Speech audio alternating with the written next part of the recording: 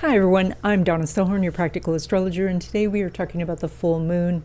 It's on July 10, it's at 18 degrees of Capricorn, and Uranus is now in Gemini, and that means that all the outer planets that used to be in earth and water are now in fire and air. So in this video, we're going to talk about this, as well as we are going to talk about the ruler of your second house and the placement of it and how that can bring money into your life. That's in the third section of this video, and so I hope you stay all the way to the end. The big news for this full moon is that Uranus has gone into the sign of Gemini. Now this full moon is on July 10, but Uranus went into Gemini on July 7. And it's going to continue there until September, where it goes retrograde, and then it's going to go back into Taurus, and then it will be move forward again and go into Gemini in 2026. I'll put the exact dates on the screen. So let's take a look though at this full moon with this in mind so we can look at how this might affect you personally. When a slower moving planet goes into a new sign, it's quite a change. Uranus is very disruptive energy, and when it's in Gemini, it's even more so. Not to mention that Pluto is in Aquarius, which is ruled by Uranus, and Pluto and Uranus are in a trine. And this is, of course, part of the talent trine. I did a video on this topic, and I will link it in the description. Now, this is an Earth full moon, being in Capricorn, and yet all of the outer planets now are in fire and air, which means that the whole world can feel like it's spinning out of control. And you are trying to stay grounded and continue to focus on the practical things and build your life. A Capricorn full moon is a time where you are looking at your life and assessing how your progress is.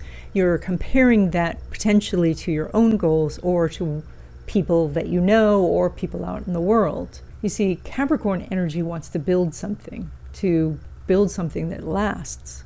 Now, because all of the outer planets are changing signs and there's all this chaotic energy, it's very important to take this Capricorn moon energy and look at things from the standpoint of reality versus all of the hype that might be coming through the screens that we watch all the time.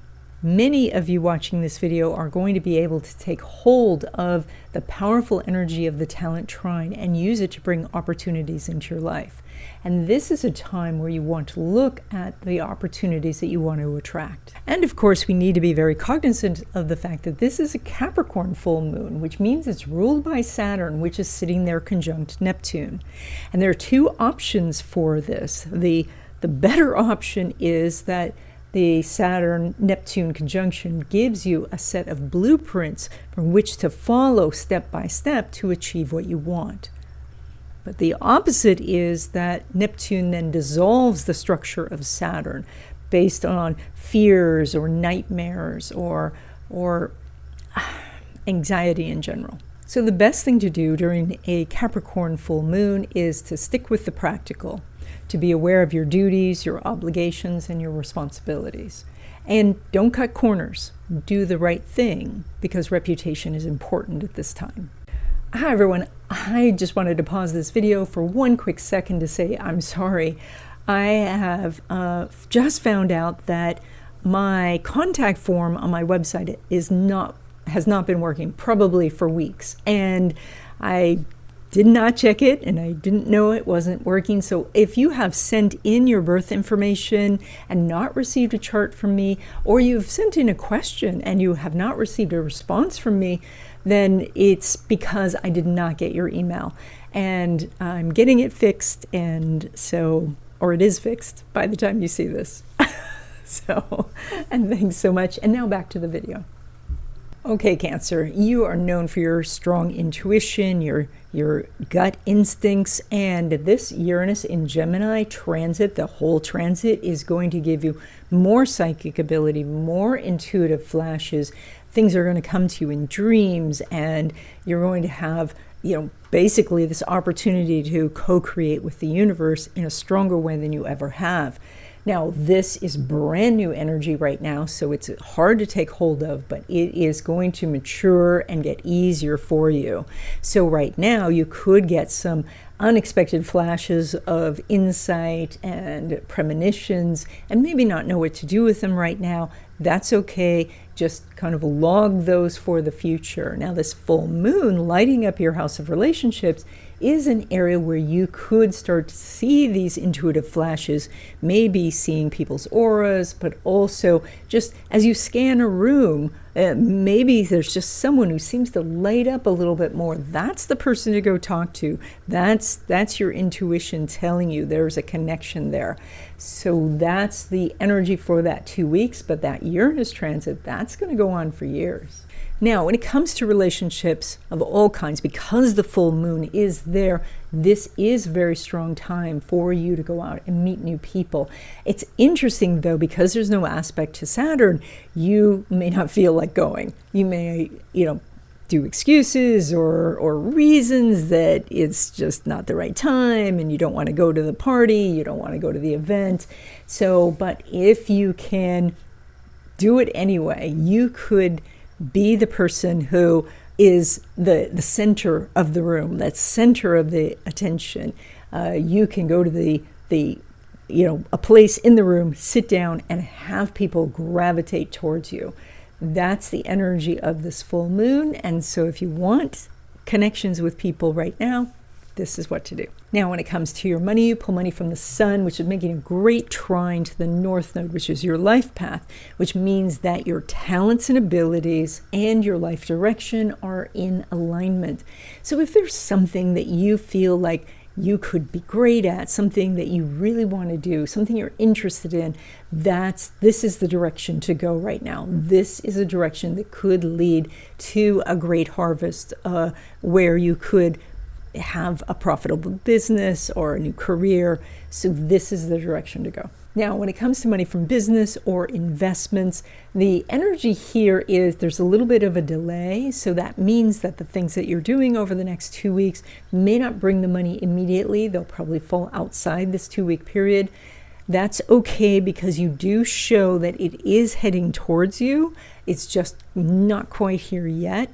And so continue to work on these things, gather the information, make the connections, and then the payday comes outside this 2-week period. Now, when it comes to money derived from career, and that would be like a paycheck, there is a lot of activity for career for you, but not a connection right now between Venus and the Sun. So that means that you're not going to get probably a strong yes on asking for a raise, but you could ask for a more visible project, to have a bigger team, to get some assistance from your supervisor or from some other team. So you do have some good energy here. It's just not actual money. Okay, in the third section of this video, I have a couple of announcements, and then we're going to continue talking about the second house and the money in your chart. The New Month Wishes class is on July 1st at 12 p.m. Pacific time. If you watch this video after July 1st, then the next class is on August 1st, and it's at noon Pacific time. This is a free class where we talk about the astrological happenings for the month, and then together we write our wishes, and then we energize them together in a short meditation. This class is by Zoom, it's free, and there is a link to register in the description. Members of this channel get access to deep dive videos on astrology, especially more topics about what's happening in the world, and also going more deeply into the interaction of the different cycles. The membership button to join is right by the subscribe button, and so I hope you become a member. So a few weeks ago, we started looking at the money in your chart, and so we've talked already about finding your second house cusp, finding the sign on the second house cusp, and that leads us to the ruler of that sign, or the ruler of your second house. Now, you do have 4 money houses, so we're really focusing right now on the second house. And the second house is more about how the money flows into your life and flows out of your life. So once you know the sign on the second house cusp, then you can find the ruler of that sign. That planet is going to be the planet that rules your money house, the second house. And whatever house that planet is in is a source of money for you. And that is, you go to the sign on your house cusp, the second house cusp, and that sign is ruled by a planet in your chart, and you go to that planet, wherever that planet is, whatever house it is, you pull money from that house. So, for example, if you have Leo on the second house, Leo is ruled by the sun, and if you have the sun in the seventh house, you pull money from the seventh house. Now, as I said before, this is just one of the places you can pull money from. We will talk about the other places in future videos if you're interested. Let me know in the comments. So, if the ruler of your second house is in the first house, then you get money through entrepreneurship, freelancing, public speaking, acting, personal training, life coaching, motivational coaching, team leadership, construction, or anything that involves doing something physical. If the ruler of your second house is in the second house, then you make money through things like financial advisor, accountant, doing real estate, entrepreneurship, wealth management, selling luxury goods, selling collectibles, dealing with fine jewelry or precious metals. If the ruler of your second house is in the third house, then you can make money through writing, teaching, journalism, public speaking, selling cars, driving, so anything where you're driving a truck or delivery service, graphic design, dancing, singing, and I should point out with this placement, this is the most common placement I see for CEOs because it also aids in communication.